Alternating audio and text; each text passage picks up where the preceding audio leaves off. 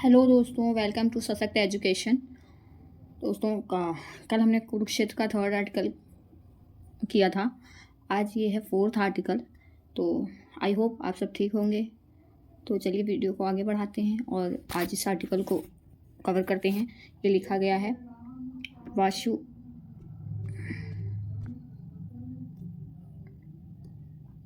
वाशिक खालिद प्रीतम यशस्वी द्वारा आंध्र प्रदेश के किसान अपनी कृषि उपज को सुखाने के लिए सोलर ड्रायर। तो यह है ग्रामीण विकास के लिए सोशल स्टार्टअप को बढ़ावा देना। ठीक है, तो चलिए आगे बढ़ते हैं, देखते हैं क्या है इस आर्टिकल में से हम क्या सीख सकते हैं और आंसर राइटिंग के लिए हम इसमें से क्या क्या ग्रैब कर सकते हैं। और दोस्तों इसमें हमें हर सब्जेक्ट से रिलेटेड मटेरियल मिल जाता है, चाहे वो पॉलिटी हो, इकॉनमी हो, एग्रीकल्चर हो या फिर कोई स्कीम्स हो। ये सारी मटेरियल हमको इस मैगजीन से मिल जाती हैं और ये आंसर राइटिंग के पॉइंट ऑफ व्यू से बहुत ही इंपॉर्टेंट है, चाहे वो यूपीएससी के लिए हो, चाहे स्टेट पीएससी के लिए हो, लोअर पीसीएस हो, आरओ हो। आप किसी भी एग्ज़ाम जो रिटन एग्ज़ाम है उसको देने के लिए इस मैगजीन का से आप बहुत कुछ ले सकते हो मटेरियल। सबसे ज़्यादा क्या होता है कि ये मैगजीन जो है हम इसमें से अच्छे अच्छे वर्ड चूज़ कर सकते हैं, यूज़ कर सकते हैं और हमें याद नहीं करना है। हम इस मैगज़ीन को जैसे जैसे कवर करेंगे चीज़ें हमें खुद मेमोराइज होंगी जब हम रिटन लिखेंगे आंसर। तो इसलिए याद नहीं करना है, बस पढ़ना है, चीज़ों को समझना है। ठीक है, तो चलिए आगे बढ़ते हैं। ग्रामीण स्टार्टअप पारिस्थितिकी तंत्र में रोजगार सृजन, ग्रामीण उद्यमिता को बढ़ावा देने और डिजिटल राजकीय कोष और भौतिक बुनियादी ढांचा क्षेत्रों में सुधार को प्रोत्साहित करने की क्षमता मौजूद है। आजीविका के पारंपरिक उपायों की समस्याओं पर ध्यान केंद्रित करने वाले लघु उद्यमों के प्रोत्साहन से समग्र ग्रामीण आर्थिक सुधार का मार्ग प्रशस्त हो सकता है और आत्मनिर्भर गांव का लक्ष्य प्राप्त किया जा सकता है। चलिए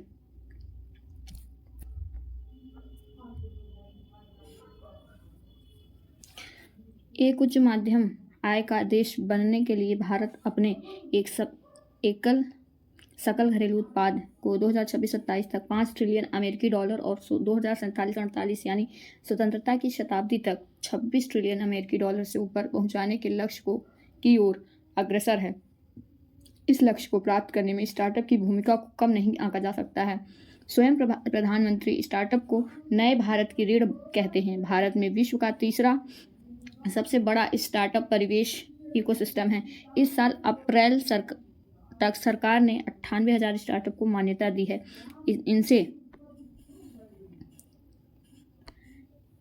इनमें से 100 स्टार्टअप यूनिकॉर्न की ऊंचाई तक पहुंचे। इनमें से कई स्टार्टअप देश के महानगरों और टियर 1 टियर 2 शहरों में रहने वाली शहरी और उप शहरी आबादी की ज़रूरतें पूरी करते हैं। रोजगार की तलाश में ग्रामीण आबादी का शहरों की तरफ पलायन होने का एक प्रमुख कारण खेती, पशुपालन, हथकरघा और अन्य पारंपरिक आजीविका से आय में गिरावट है। कम उत्पादकता, बाजार तक पहुंच और बुनियादी ढांचे की कमी व अन्य कारणों से अपने उत्पादों के लिए मोल भाव की शक्ति कमजोर होने से पारंपरिक आजीविका गतिविधियों से आय घटी है।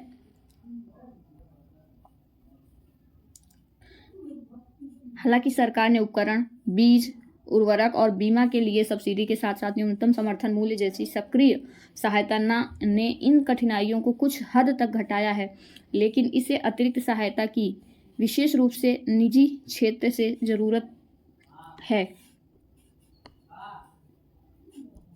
ग्रामीण अर्थव्यवस्था अभी भी कुल अर्थव्यवस्था का 46% है, इसलिए ग्रामीण अर्थव्यवस्था का 46% है, इसलिए ग्रामीण सॉरी दोस्तों, तबीयत थोड़ी ठीक नहीं है।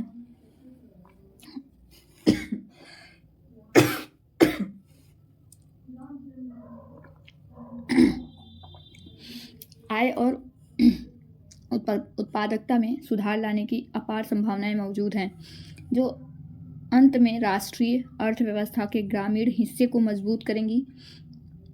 यहाँ पर स्टार्टअप प्रासंगिक चुनौतियों को दूर करने वाले नवाचार के रूप में महत्वपूर्ण भूमिका निभा सकते हैं, जिससे ग्रामीण अर्थव्यवस्था को अपनी क्षमता को जमीन पर उतारने में आसानी होगी।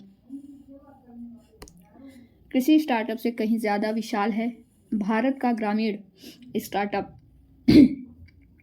मृदा स्वास्थ्य निर्धारण से लेकर सौर ऊर्जा की मदद से धागा बनाने तक ग्रामीण भारत में स्टार्टअप केवल कृषि क्षेत्र तक सीमित नहीं है। यहाँ जमीन पर कई तरह के काम हो रहे हैं। ग्रामीण अर्थव्यवस्था की पूरी क्षमता को सामने लाने में कृषि उत्पादकता और किसानों की आय प्रमुख बाधा रही है। इन चुनौतियों के समाधान के लिए कृषि तकनीक क्षेत्र में 450 से अधिक स्टार्टअप सक्रिय हैं। ये स्टार्टअप स्मार्ट कृषि, सुदूर ग्रामीण इलाकों तक सेवाएं पहुंचाने वाली लचीली आपूर्ति श्रृंखला, कृषि स्तर पर मूल्य संवर्धन और कृषि मशीनीकरण जैसी किसानों की चुनौतियों को दूर करने का प्रयास कर रहे हैं। अब कोई भी किसान इन नवाचारों की शक्ति का उपयोग करके अपने खेत की मिट्टी की सेहत की जानकारी, फसलों के लिए उर्वरकों की उपयुक्त खुराक के बारे में सलाह, कृषि गतिविधियों की योजना बनाने में सहायक, मौसम के ब्लॉक स्तरीय आंकड़ों के साथ उपज को बेचने के लिए मूल्य संवर्धन के उपायों और बाजार से संबंधित सेवाओं को प्राप्त कर सकता है। उपयुक्त मात्रा में सहायता मिलने पर ये नवाचार किसानों की आय सुधारने में काफ़ी ज़्यादा मदद कर सकते हैं। कई स्टार्टअप ने अपने नवाचारों के माध्यम से गैर कृषि क्षेत्र, खासतौर पर पशुपालन, खाद्य प्रसंस्करण, कपड़ा व हथकरघा और स्वास्थ्य सेवा क्षेत्र पर काफ़ी प्रभाव डाला है। इसके अलावा कई क्लीनटेक स्टार्टअप ऐसे व्यवसाय जो अच्छे ऊर्जा संचालित समाधान उपलब्ध कराते हैं, ग्रामीण समुदायों के बीच ऊर्जा परिवर्तन में सहायता कर रहे हैं। ऐसे टेक्निकल क्लीनटेक स्टार्टअप समुदायों के साथ मिलकर उनकी आय को बढ़ाने पर काम कर रहे हैं और यह सुनिश्चित कर रहे हैं कि उनकी आजीविका के उपायों से पर्यावरण पर कोई नकारात्मक प्रभाव ना पड़े। ग्रामीण भारत में स्टार्टअप के ध्यान देने योग्य प्रमुख वैल्यू चेन, फसल उत्पादन के स्तर पर मूल्य संवर्धन और खाद्य प्रसंस्करण गतिविधियां, cold storage, dryer, milling machine, तेल निकालने वाले छोटे एक्सपेलर और फूड प्रोसेसर सहित विभिन्न प्रकार की प्रौद्योगिकियां कृषि उपज के मूल्य संवर्धन और प्रसंस्करण की सुविधाएं दे सकती हैं। इनमें कोल्ड स्टोरेज और ड्रायर को उनके विभिन्न प्रकार के लाभों जैसे उपज के सुरक्षित भंडारण और मूल्यवर्धन को देखते हुए किसानों के बीच काफ़ी पहले से प्रोत्साहित किया गया है। चूँकि ये समाधान किसानों को स्वतः ही भरोसेमंद भंडारण से उपजों को सुरक्षित करने, रखने और मूल्य संवर्धन के लाभ उपलब्ध करा देते हैं, इसलिए कई स्टार्टअप इससे आगे पीछे के मार्केट लिंकेज से जुड़ी चुनौतियों के समाधान के लिए काम कर रहे हैं। इंदौर मध्य प्रदेश स्थित रहेजा सोलर फूड प्रोसेसिंग अलग अलग आकार के सोलर ड्रायर का निर्माण करता है। इसके साथ निर्माता ने एक नया बायबैक प्रोग्राम भी बनाया है। इसके तहत वे किसानों को सोलर ड्रायर में सुखाए गए उत्पादों की खरीद लेते हैं और उसे बाजार में बेच देते हैं। इससे किसानों को अपने उत्पादों के लिए ग्राहक नहीं खोजने पड़ते हैं और उन्हें सुखाए गए उत्पादों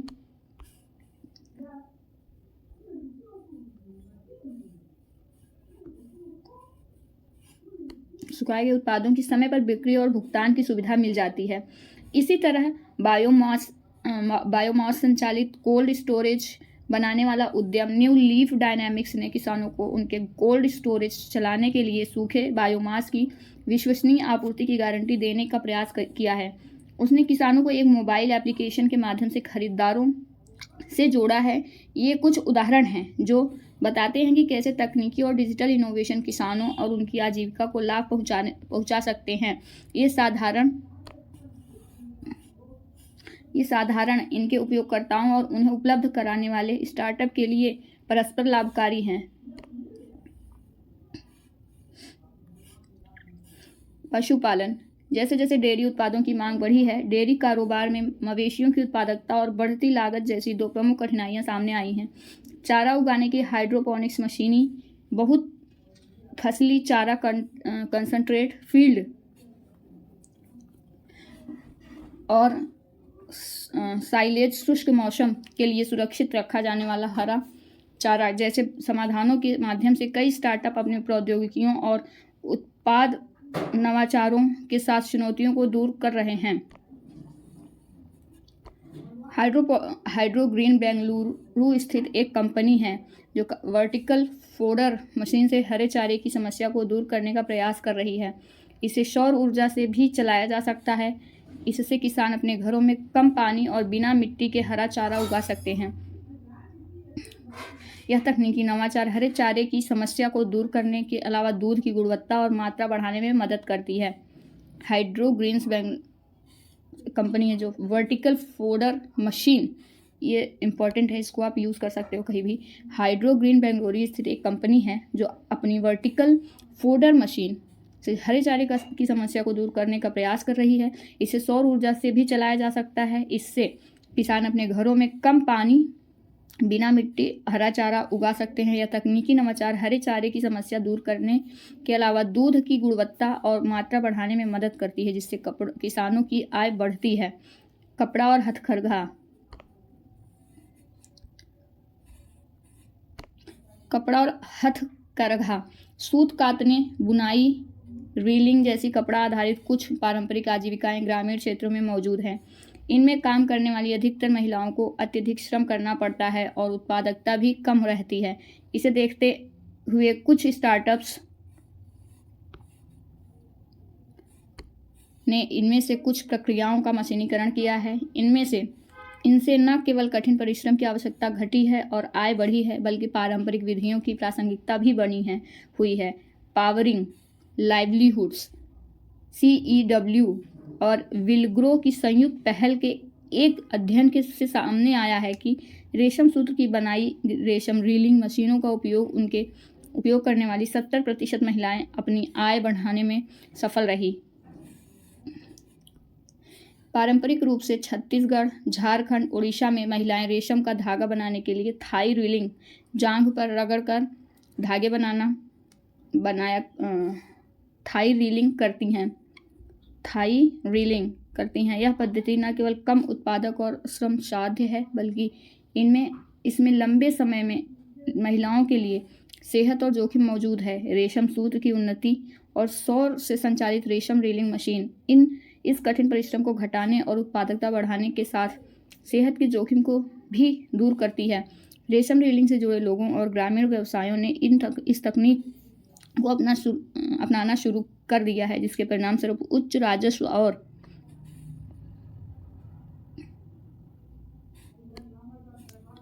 और कारोबार विस्तार के रूप में सामने आए हैं। पावरिंग लाइवलीहुड्स के अध्ययन में यह भी सामने आया है कि इस रीलिंग मशीन का उपयोग करने वाले पुरानी पद्धति की तुलना में दुगनी उत्पादकता के साथ काम कर सकते हैं। स्वास्थ्य देखभाल के बुनियादी ढांचे में सुधार के बावजूद ग्रामीण क्षेत्रों में शहरी क्षेत्रों के बराबर स्वास्थ्य सुविधाएं सुनिश्चित करना अभी शेष है। ग्रामीण क्षेत्रों में टेलीमेडिसिन, आपूर्ति श्रृंखला प्रबंधन, किफ़ायती जांच और टीकाकरण उपकरण व अन्य क्षेत्रों में सक्रिय स्टार्टअप काफ़ी असर डाल रहे हैं।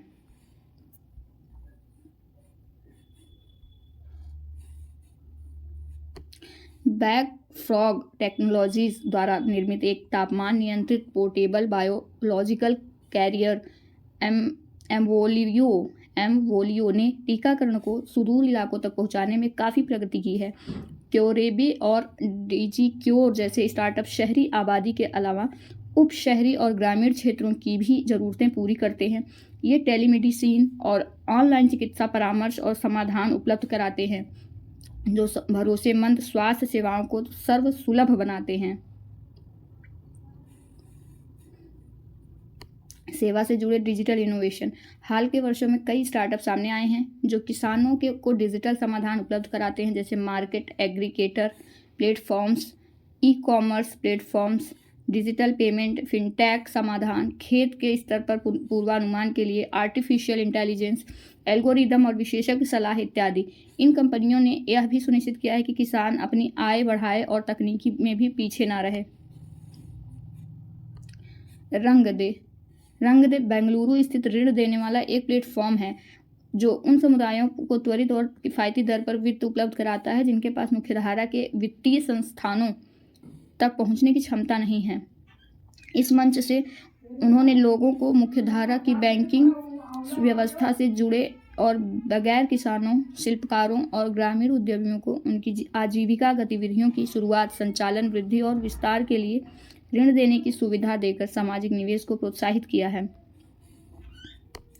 उदाहरण के लिए तेलंगाना के एक कस्बे का एक छोटा किसान 8% स्थिर ब्याज दर पर ऋण लौटाने का प्रस्ताव रखकर अपने खेत में एक तालाब बनाने के लिए कर्ज की मांग कर सकता है। इस ब्याज दर से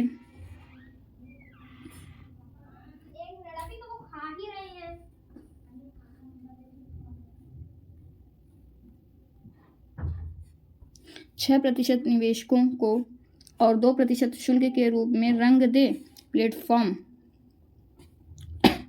को भुगतान किया जाता है। निवेश प्राप्तकर्ता कर्ज लेने वाला को क्रेडिट ब्यूरो स्कोर और प्रभाव साझेदारों, अलग अलग स्तर पर काम करने वाले दूसरे संगठनों के मूल्यांकन के आधार पर क्रेडिट रेटिंग मिलती है, जिसके आधार पर निवेशकों को निवेश करने पर फैसला करने में मदद मिलती है। भारत के ग्रामीण स्टार्टअप की प्रगति को रोकने वाली चुनौतियां काफ़ी सारी चुनौतियां भी हैं, जिस पे सरकार लगातार काम कर रही है। विस्तार देने की चुनौती। वर्तमान में कई स्टार्टअप्स तकनीकी या सेवा में नवाचार करने वाले व्यक्तियों द्वारा स्थापित किए गए हैं। बहुत से मामलों में इन उद्यमों को मुख्य रूप से यही इनोवेटर्स कुछ कर्मचारियों की मदद से संचालित करते हैं। कई स्टार्टअप्स बजट की कमी के कारण अपने व्यवसाय में मदद करने के लिए कोई वरिष्ठ व्यक्ति को नियुक्त नहीं कर पाते हैं। इसका परिणाम यह होता है कि भले ही स्टार्टअप में विस्तार देने योग्य उत्पाद या सेवा उपलब्ध हो, लेकिन उसके पास अपने व्यवसाय को विस्तार देने के लिए आवश्यक दृष्टि और कुशलता का अभाव हो सकता है। अन्य चुनौतियों से इतर उद्यमशीलता आधारित नेतृत्व के अभाव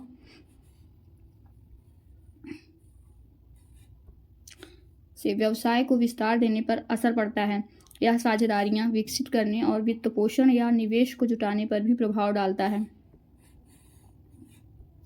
परिवेशी सहायता की कमी। ग्रामीण स्टार्टअप परिवेश या पारिस्थितिकी तंत्र को बढ़ावा देने के लिए सरकारों, वित्तीय संस्थानों और निवेशकों के बीच एक व्यापक स्वीकृति और आत्म महत्वाकांक्षा होने के बावजूद परिवेश के खिलाड़ियों के बीच कम जोखिम वाली मांग के चलते अब तक मिली सहायता सीमित रही है। चूँकि अधिकांश ग्रामीण व्यवसाय अभी प्रारंभिक अवस्था में हैं, इसलिए उनके पास अपनी सफलता की जानकारी साक्ष्य या तो सीमित है या फिर उपलब्ध ही नहीं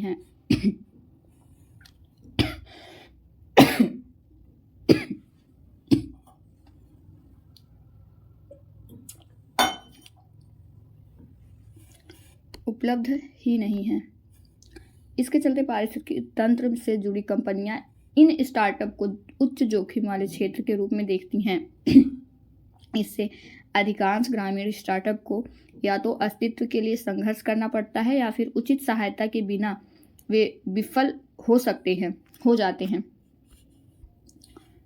इसलिए यह महत्वपूर्ण है कि सभी प्रमुख हितधारकों को एक साथ लाया जाए, साझे लक्ष्यों को पाने में सहायता करने के लिए भागीदारियों और सूचनाओं के आदान प्रदान को प्रोत्साहन किया जाए।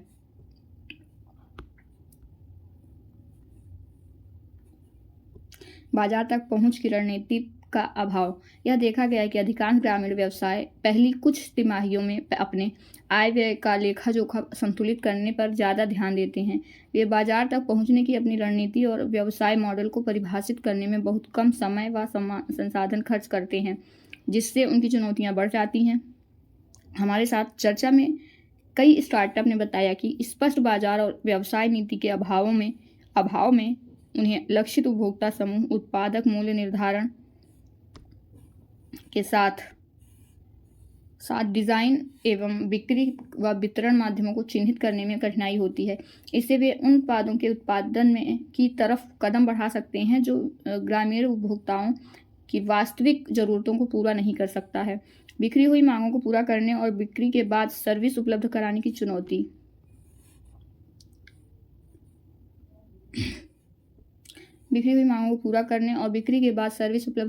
चुनौती। कम कार्यशील पूंजी और कर्मचारियों व अन्य संसाधनों की कमी के कारण स्टार्टअप का विस्तार सीमित रहता है। इसके चलते कई व्यवसायों को, खास तौर पर जो पूर्ण रूप से ऑफलाइन बिक्री पर निर्भर हैं। भौगोलिक रूप से बिखरी हुई मांगों को पूरा करने के लिए संघर्ष करना पड़ता है। उदाहरण के लिए, एक स्टार्टअप मुंबई या दिल्ली में स्थित हो सकता है, लेकिन उसके संभावित उपयोगकर्ता झारखंड, छत्तीसगढ़ या ओडिशा के दूर-दराज के इलाकों में हैं। ऐसे में स्वाभाविक है कि उनके लिए इन भौगोलिक क्षेत्रों में पहुंचना कठिन होगा और उन्हें इन क्षेत्रों में अपनी जगह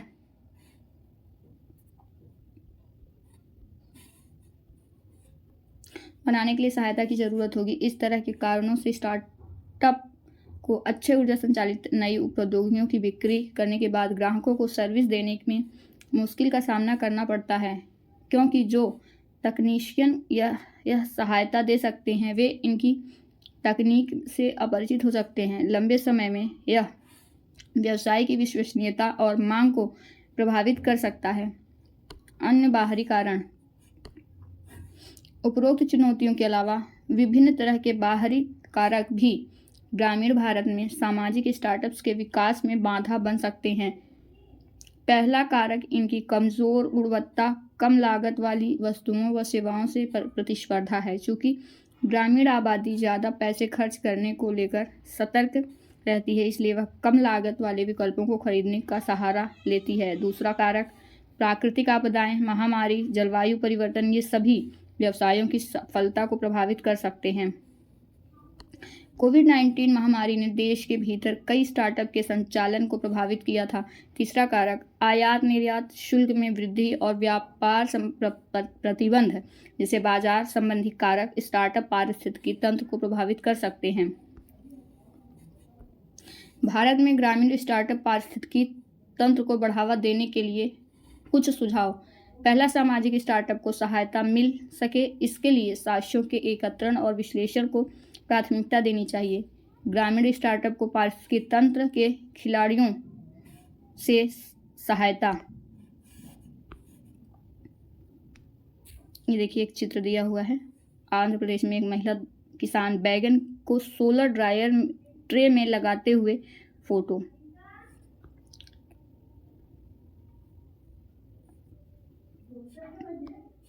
मिलने में कमी का मुख्य कारण उनकी सफलता के पर्याप्त साक्ष्यों का अभाव है। सामाजिक स्टार्टअप को अपने समाधानों व सेवाओं की बिक्री और उपयोगकर्ताओं के अनुभवों के आंकड़ों को जुटाने के लिए अपनी संस्थागत क्षमता को विकसित करने पर विचार करना चाहिए। एकत्रित आंकड़ों को केस स्टडी और प्रभाव दिखाने वाले आंकड़ों के रूप में व्यवस्थित किया जा सकता है, जो उन्हें सहायता देने पर विचार करते हैं। निजी संस्थाओं और सरकारी विभागों दोनों के लिए उपयोगी हो सकते हैं। इसके अलावा वे अपने उत्पादों और बाजार तक पहुंचने की रणनीति को सुधारने में भी इन आंकड़ों का उपयोग कर सकते हैं। दूसरा, सामाजिक स्टार्टअप को मौजूदा सरकारी योजनाओं का लाभ लेने का प्रयास करना चाहिए। अटल इनोवेशन मिशन, स्टार्टअप इंडिया, इसकी सीड फंड स्कीम और एस्पायर नवाचार ग्रामीण उद्योग और उद्यमिता को बढ़ावा देने के लिए एक योजना है। जैसी केंद्र सरकार की योजनाओं और पहलों ने कई ग्रामीण भारतीय स्टार्टअप को सीड फंड, इंक्यूबेशन और विकास रणनीति बनाने में सहायता दी है, साथ में आगे बढ़ने का शुरुआती खाका खींचकर उनके विकास में मदद की है। इसके अलावा सरकार ने प्रारंभिक अवस्था की कंपनियों को तेजी से बढ़ाने में सहायता करने के लिए प्रधानमंत्री मुद्रा योजना, कृषि अवसंरचना कोष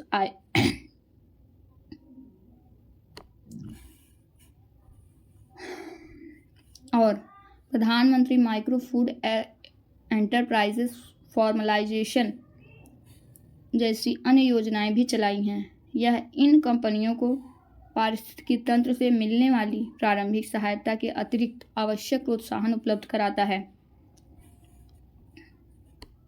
तीसरा, ग्रामीण उपभोक्ताओं को उत्पाद का एक समग्र सकारात्मक अनुभव उपलब्ध कराने को प्राथमिकता देनी चाहिए। भारतीय ग्रामीण बाजार विश्वास, आपसी संपर्क और मौखिक चर्चाओं पर निर्भर है। ऐसे में किसी एक उपयोगकर्ता का खराब अनुभव उस बाजार में ब्रांड के प्रति भरोसे को प्रभावित कर सकता है। इसलिए कंपनियों को यह सुनिश्चित करने की ज़रूरत है कि वे उपयोगकर्ताओं के लाभ को मजबूत बनाने के लिए उत्पादों को उनकी संपूर्ण अवधि में उपयोग करने का एक अच्छा अनुभव प्रदान करें। उन्हें समय पर उत्पादों को स्थापित करने, जरूरत होने पर उत्पाद का प्रशिक्षण देने, वारंटी और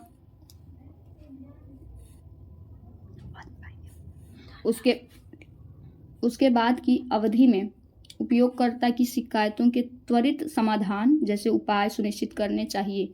यदि स्टार्टअप को शुरुआती चरण में जमीन पर कम विस्तार के कारण उत्पादों की बिक्री के बाद सहायता देने में समस्या आती है, तो वे इसके लिए स्थानीय सेवा प्रदाताओं के साथ साझेदारी कर सकते हैं, जो उनकी तरफ उपयोगकर्ताओं की सहायता कर सके। चौथा, सामाजिक स्टार्टअप महिलाओं को मुख्यधारा में लाने पर स्पष्ट रूप से ध्यान देना चाहिए। ये क्या दिया हुआ, इसको पढ़ते हैं। ग्रामीण बाजार विश्वास, आपसी संपर्क, नेटवर्क और मौखिक चर्चाओं पर निर्भर है। ऐसे में किसी एक उपयोगकर्ता का खराब अनुभव उस बाजार में ब्रांड के प्रति भरोसे पर असर डाल सकता है। इसलिए कंपनियों को यह सुनिश्चित करने की जरूरत है कि वे उपयोगकर्ताओं के लाभ को मजबूत बनाने के लिए उन्हें उत्पादों की उनकी संपूर्ण अवधि में उपयोग करने का एक अच्छा अनुभव प्रदान करें।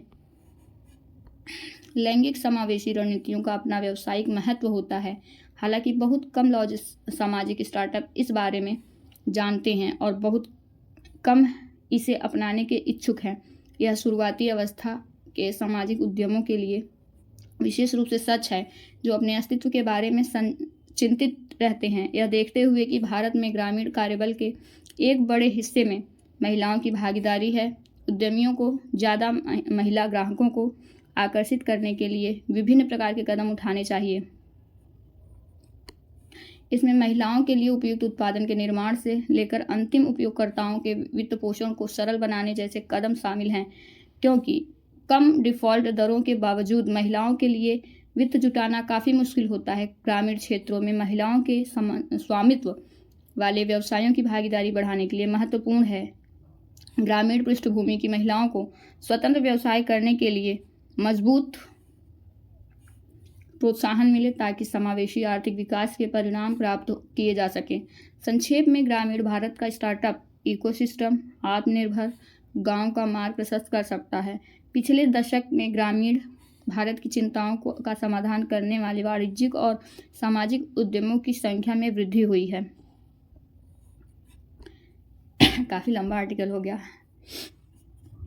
थोड़ा सा और बचा है। कृषि, तकनीक, डेयरी, कपड़ा, ई-कॉमर्स, लॉजिस्टिक्स, स्वास्थ्य सेवा, यात्रा और आतिथ्य पर केंद्रित ये लघु उद्यम ग्रामीण भारत की चुनौतियों के समाधान और ग्रामीण शहरी विभाजन को पाटने के लिए बहुत जरूरी है।